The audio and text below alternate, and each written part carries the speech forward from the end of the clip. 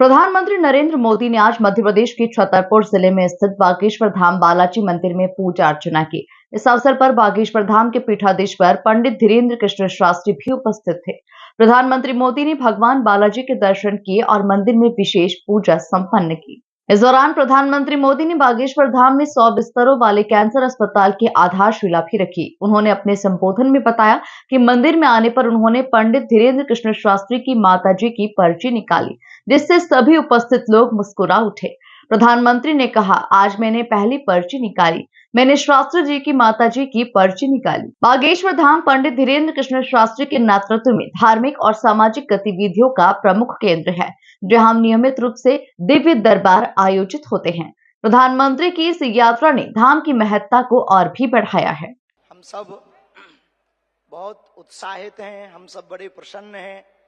आज पावन तीर्थ बागेश्वर धाम बुंदेलखंड की वो भूमि जो वीरों की भूमि है, हीरों की भूमि है, संतों की भूमि है, महंतों की भूमि है। और एक अनूठा पल बुंदेलखंड के इतिहास में आया है कि परम पूज्यपाद एक तरफ संत भगवान व्यासपीठ के महापुरुष विराजमान हैं, तो दूसरी तरफ विश्व के सबसे लोकप्रिय नेता भारत के यशस्वी माननीय प्रधानमंत्री जी विराजमान।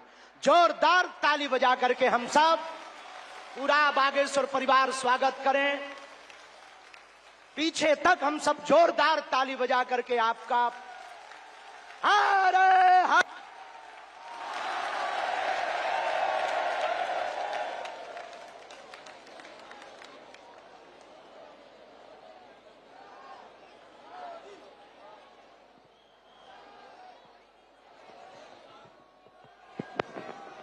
आज एक अनूठा, अद्भुत, अकल्पनीय पल आया है।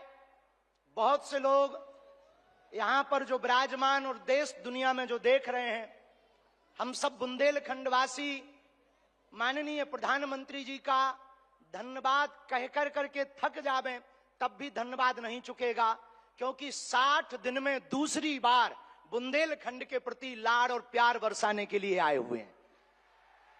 और वो प्रधानमंत्री जी जो अमेरिका में अगली पंक्ति में खड़े होकर के वहां के प्रधानमंत्री भी ट्रंप कहते हैं the great prime minister of India. America में स्वागत पाकर अब एक छोटे से गांव गड़ा में आए हैं। ऐसे प्रधानमंत्री मिलना मुश्किल है जो गाय की बात करते, गंगा की बात करते, तो गरीबों की भी बात करते हैं। ऐसे प्रधानमंत्री जी मिलना बहुत कठिन है, जो दल से नहीं दिल से देश की सेवा करते हैं। ऐसे प्रधानमंत्री जी हम सबको मिले हैं कि हम बहुत गर्व के साथ कह सकते, दीदी मां भी विराजमान है, 500 साल की सनातनियों की लड़ाई को उन्होंने ऐसे जीत करके बता दिया। लोग कहते थे परंदा पर नहीं मारेगा, उन्होंने राम लला को भव्यता के साथ बैठा दिया।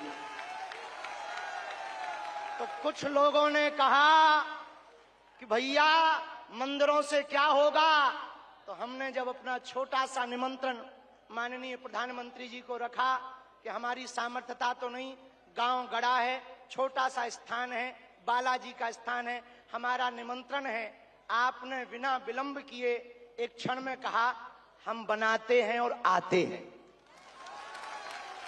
ये उदारता।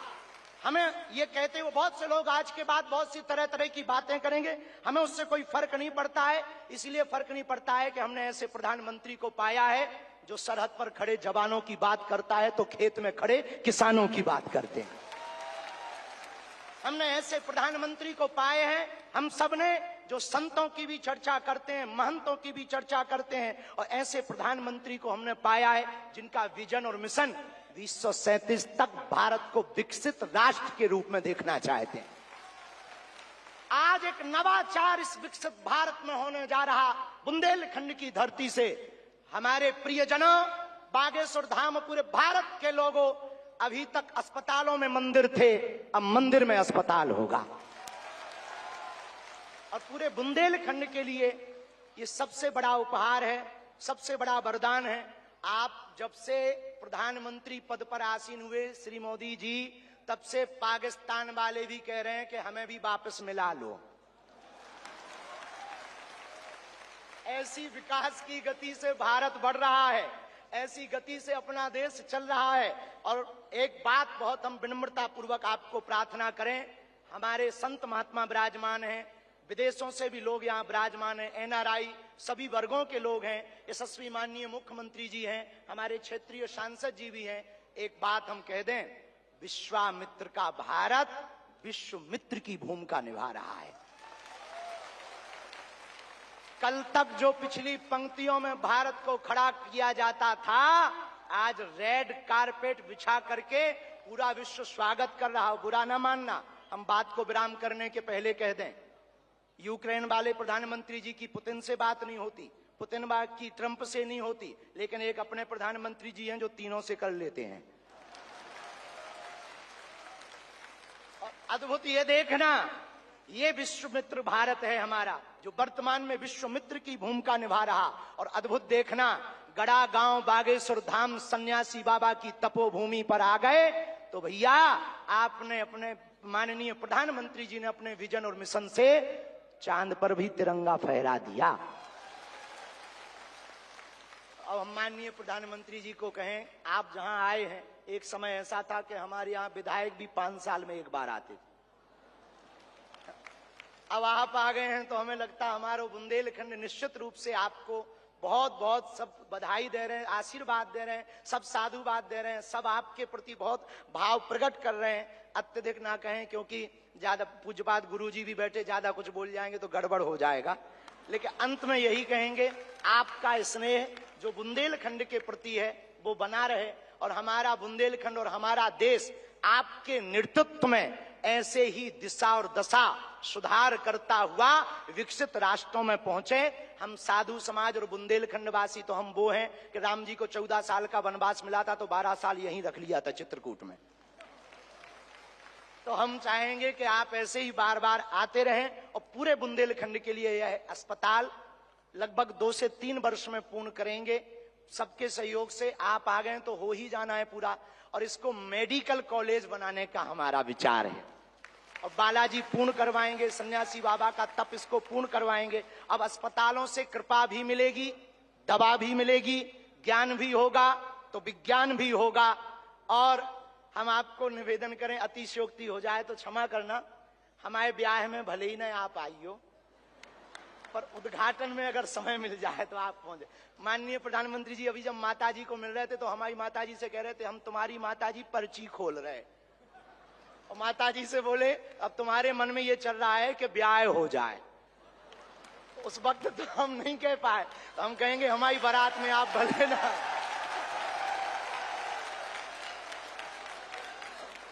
और हमने जब माताजी के प्रति आपका भाव देखा, सॉल लाए माताजी के लिए, और हमें मिला संदेशा के 5 मिनट हम माताजी को मिले। हम माताजी का जैसे ही भाव माताजी के प्रति देखा, हमने वहीं बैठे बैठे प्रण लिया कि माननीय प्रधानमंत्री जी की माताजी के नाम से इस अस्पताल में एक वार्ड बनाया जाएगा। हमारे मन में ये आया, और बस यही कहेंगे, हम तो कुछ जानते नहीं हैं, ज्यादा पढ़े लिखे भी नहीं, अंत में यही कहेंगे, आप स्वस्थ रहें और आप ऐसे ही सत्ता में रहें, ताकि भारत ऐसे ही विकास करता रहे। हर